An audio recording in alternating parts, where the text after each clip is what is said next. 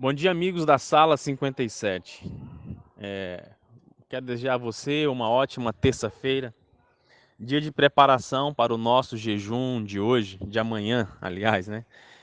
Hoje amanheci com duas notícias muito tristes: o falecimento de um amigo meu, do grupo de corrida que eu faço parte, um irmão da igreja, foi atropelado e deixado lá para morrer no local do acidente, sem prestação de socorro. E também o falecimento do pai da minha cunhada. Tão triste, né, amigos? A gente viver num mundo corrompido pelo pecado, porque essas são situações que você e eu não temos como fugir delas. Então, eu realmente fico pensativo, reflexivo diante de cada um desses episódios que nos acometem, assim como eu sei que vocês também que nos escutam a cada manhã enfrentam os seus problemas, perdem familiares. Tudo isso, amigos, é o resultado de eu e você termos nascido no planeta errado. Um planeta cuja realidade do pecado faz parte da nossa rotina, mas na palavra de Deus, você e eu encontramos a esperança de que muito em breve isso terá um ponto final. Muito em breve Deus há de corrigir todas as distorções que nós enfrentamos, vivemos e experimentamos. Até lá, mantenha-se firme, mantenha-se na presença do Espírito e deixe que o Eterno continue a conduzir a sua vida.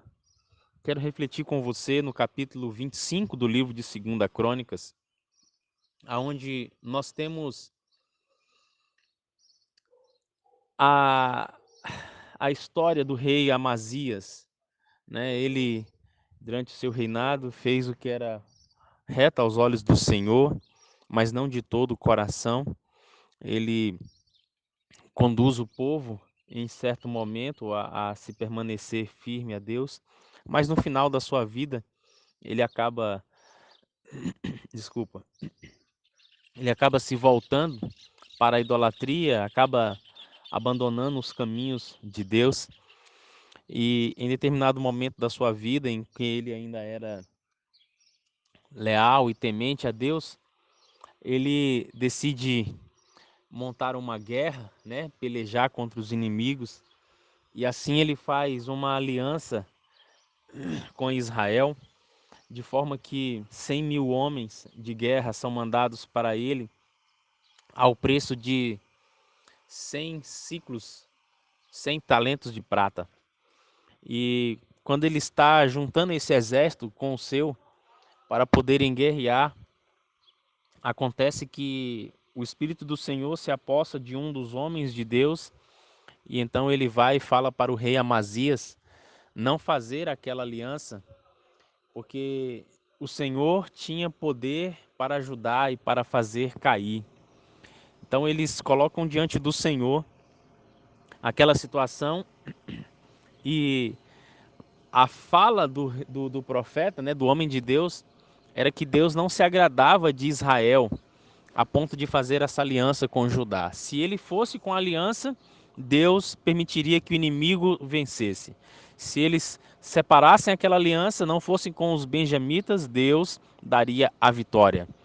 E então o profeta, o homem de Deus, coloca duas frases aqui, uma no verso 8 e outra no verso 9, que são a base da nossa reflexão para o dia de hoje. Pois Deus tem poder para ajudar e para fazer cair. Deus tem poder. Deus é poder. Muitas vezes, você e eu buscamos associações humanas para sermos vitoriosos em nossos empreendimentos, em nossas ações, naquilo que nós projetamos para a nossa vida. E em alguns momentos, assim como eu, talvez você tenha colocado a sua confiança mais no agente humano do que no agente divino. Não são todas as associações que Deus se agrada. Não são todas as parcerias que Deus se agrada. Não são todas as alianças que Deus se agrada. E veja que aqui nesse momento, Judá e Israel estavam se unindo para uma batalha. Eles eram o povo de Deus e ainda assim Deus não se agradou daquela aliança, porque uma parte estava com o coração totalmente corrompido. E se o rei Amazias permanecesse com aquela aliança, Deus não daria vitória para ele. E de fato, então, no verso seguinte, no verso 9, o rei Amazias olha então para o homem de Deus e fala: mas escuta, o que vai acontecer com os 100 talentos que eu dei para alugar esses 100.000 homens? O que vai acontecer agora com esses 100 talentos de prata? O rei estava preocupado com aquilo que ele havia investido. E realmente, quem de nós não se preocuparia com o investimento que fazemos, não é mesmo? Muitas vezes nós temos investimentos feitos, nós temos custos de algumas coisas que a gente sempre leva em consideração. E aí o homem de Deus coloca mais uma frase, e essa frase para mim, ela é a frase mais importante do dia de hoje. Diz assim: respondeu o homem de Deus: mais tem o Senhor que te dar do que isso. Muito mais pode dar o Eterno. Mais tem o Senhor a te dar do que tudo isso. O rei estava preocupado com 100 ciclos de prata. E quando ele colocou o coração dele, o olhar dele, nesse valor, 100 ciclos de prata, ele começou a considerar que mais valeria a pena ele seguir com aquela aliança do que não. Amigos, deixa eu compartilhar com você aqui uma situação que, se você não enfrentou, você pode se preparar, porque você vai enfrentar no seu dia a dia. E a situação é: seguir a Deus e fazer a vontade dele vai causar aparente dano à sua vida. Como assim aparente dano, Wellington? Sim, porque você vai perceber ao longo da sua caminhada que fazer a vontade de Deus vai te colocar na contramão da vontade do mundo e na contramão da vontade do homem ímpio e da nação ímpia. Então, você vai se deparar em situações nas Escrituras Sagradas em que você e eu teremos que decidir seguir a Deus a despeito do aparente prejuízo que venhamos ter. Como assim?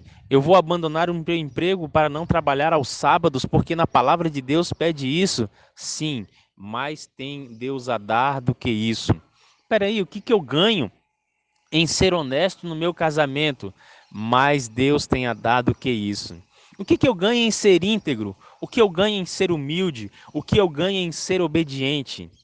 Amigos, todas as vezes que a mente humana estiver girando em torno do aparente prejuízo, o nosso coração ele ainda vai estar dividido. Por isso, eu quero convidar você a não olhar para aquilo que o inimigo pode colocar no nosso caminho como sendo um aparente prejuízo em detrimento da obediência da vontade de Deus.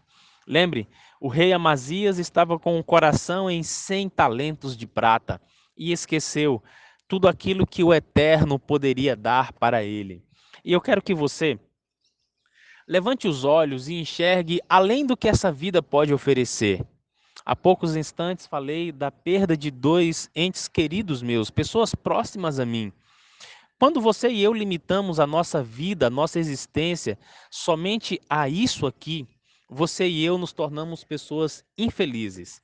Agora, quando você e eu começarmos a levantar os olhos e enxergar a eternidade, então tudo, absolutamente tudo que você e eu abrirmos mão nesta terra não se compara com o peso de glória muito excelente que o Senhor tem preparado para aqueles que o amam.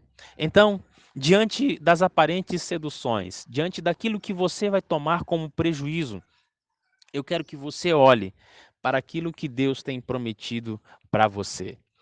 É somente você e eu enxergarmos, bom dia, enxergarmos de uma forma diferente. Pensa comigo, Cristo estava na glória eterna e ele abriu mão da glória eterna para vir sofrer no seu lugar nesse mundo miserável. Então, pensa comigo, O que ele perdeu lá? O que ele deixou lá? Ele deixou muito. Ele deixou muito por você e por mim. Agora, você e eu já nascemos num mundo de pecado, num mundo de miséria, de dor e de maldade. Então, o que que você e eu perderemos em abrir mão disso aqui e olharmos para a glória eterna? Absolutamente nada. E é exatamente essa perspectiva que eu quero que você mantenha firme no seu coração hoje. Deus tem poder para ajudar e para fazer cair, e mais tem o Senhor que dar do que isso. Um ótimo abraço para você, uma ótima terça-feira. Amanhã estaremos juntos na nossa sala 57.